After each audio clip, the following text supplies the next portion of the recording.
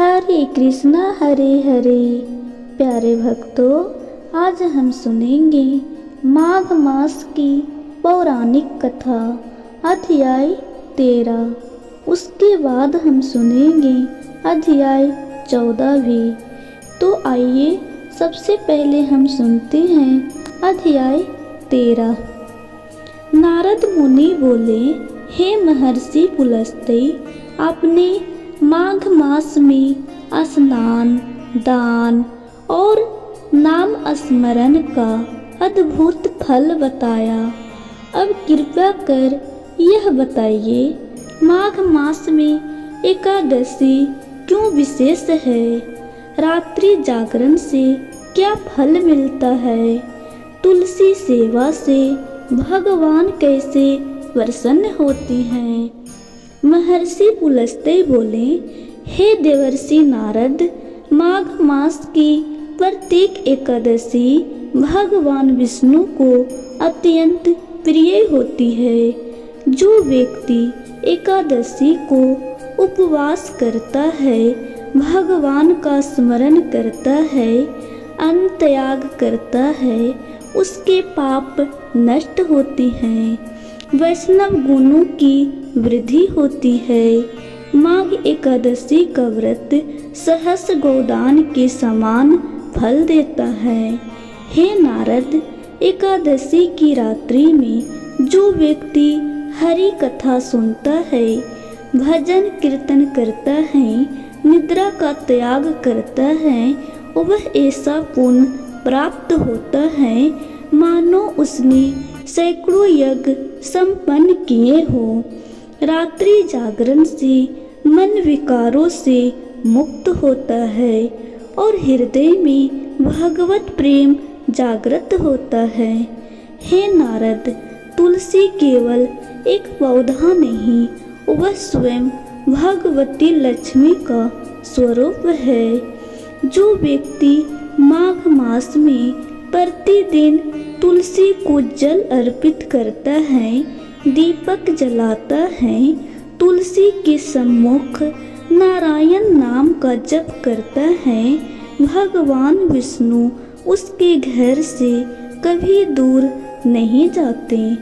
हे नारद, अब मैं तुम्हें एक ऐसी कथा सुनाता हूँ जो सिद्ध करेगी कि एकादशी व्रत, जागरण और तुलसी सेवा कैसे साधारण गृहस्थ को भगवत प्रेम का अधिकारी बनाती हैं।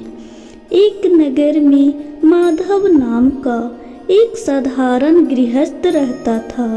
वह न तपस्वी था न विद्वान, पर भगवान विष्णु का सच्चा भक्त था।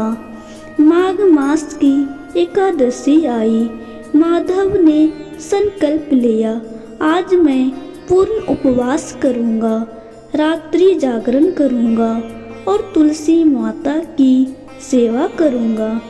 उसने दिन भर हरि नाम का स्मरण किया और संध्या को तुलसी के पास दीपक जलाया। रात्रि में माधव ने भजन गाए, हरि कथा सुनी और नेत्रों में अश्रु लिए भगवान का ध्यान करता रहा। आधी रात्रि को एक वृद्ध ब्राह्मण उसके द्वार आया और भोजन मांगा। माधव ने व्रत होते हुए भी फल और जल अर्पित किया और चरणों में साष्टांग प्रणाम किया। हे नारद, वह वृद्ध स्वयं भगवान विष्णु थे।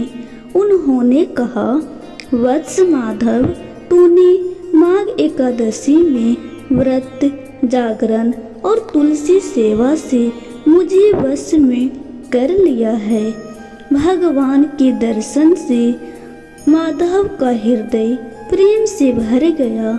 उसने जीवन भर हरि भक्ति को अपना लक्ष्य बना लिया। महर्षि पुलस्त्य बोले, हे नारद, माघ मास में एकादशी व्रत, रात्रि जागरण, तुलसी सेवा, इन तीनों से भगवत प्रेम सहज ही प्राप्त होता है। जो व्यक्ति माघ मास में इस अध्याय 13 का श्रद्धा से पाठ या श्रवण करता है, उसके घर में शांति रहती है, उसके हृदय में भक्ति बढ़ती है, वह विष्णु का प्रिय बनता है, अंत में भगवत धाम को प्राप्त होता है। हरि नाम जपे हरि ओम। इस प्रकार माघ मास की पौराणिक कथा अध्याय 13 समाप्त हुआ। अब हम सुनेंगे माघ मास की पौराणिक कथा अध्याय 14। तो आइए सुनते हैं। नारद मुनि बोले, हे महर्षि पुलस्त्य, आपने माघ मास में एकादशी, जागरण और तुलसी सेवा का अद्भुत फल बताया। अब कृपया कर यह बताइए, माघ मास में व्रत उपवास का क्या महत्व है? तीर्थ सेवन से कौन सा फल मिलता है? हरि सेवा कैसे अक्षय पुण्य देती है? महर्षि पुलस्त्य बोले, हे देवर्षि नारद, माघ मास में किया गया व्रत देह को नहीं, मन और आत्मा को शुद्ध करता है। जो व्यक्ति सप्ताह में एक दिन उपवास या माघ मास में फलाहार करता है, उसके संचित पाप नष्ट होते हैं, इंद्रियां संयमित होती है, भक्ति दृढ़ होती है। माघ का व्रत अनेक चंद्रायन व्रतों के समान फल देता है। हे नारद, माघ मास में गंगा, यमुना, सरस्वती या किसी भी तीर्थ में किया गया स्नान और सेवन अक्षय पुण्य प्रदान करता है। जो व्यक्ति तीर्थ जल पीता है, तीर्थ में स्नान करता है, तीर्थ में जप करता है, वह देह रहते हुए भी तीर्थ स्वरूप बन जाता है। हे नारद, हरि सेवा का अर्थ है विष्णु भक्तों की सेवा, साधु संतों का आदर, दीन दुखियों की सहायता। जो व्यक्ति माघ मास में निष्काम भाव से सेवा करता है, उसका हर कर्म यज्ञ के समान फल देता है। हे नारद, अब मैं तुम्हें एक ऐसी कथा सुनाता हूँ जो यह सिद्ध करेगी कि व्रत, तीर्थ और सेवा कैसे साधारण स्त्री को भी अक्षय पुण्य की पात्र बनाते हैं। एक ग्राम में पार्वती नाम की एक साधारण गृहिणी रहती थी। वह ना शास्त्र जानती थी, ना मंत्र, पर उसका हृदय हरि भक्ति से भरा था। माघ मास आया, पार्वती ने संकल्प लिया, मैं माघ मास में प्रत्येक सोमवार उपवास करूंगी, समीप के तीर्थ में स्नान करूंगी और प्रतिदिन किसी न किसी की सेवा करूंगी। एक दिन ठंड के कारण एक वृद्ध वैष्णव मार्ग में कांप रहा था। पार्वती ने अपने घर का एकमात्र कंबल उसे ओढ़ा दिया। हे नारद, वह वृद्ध स्वयं भगवान विष्णु थे। उन्होंने कहा, वत्स, तूने माघ मास में व्रत, तीर्थ और सेवा से मुझे प्रसन्न कर दिया है। भगवान ने पार्वती को वर दिया, तेरा पुण्य कभी छीन नहीं होगा, तेरे कुल में सदैव भक्ति रहेगी।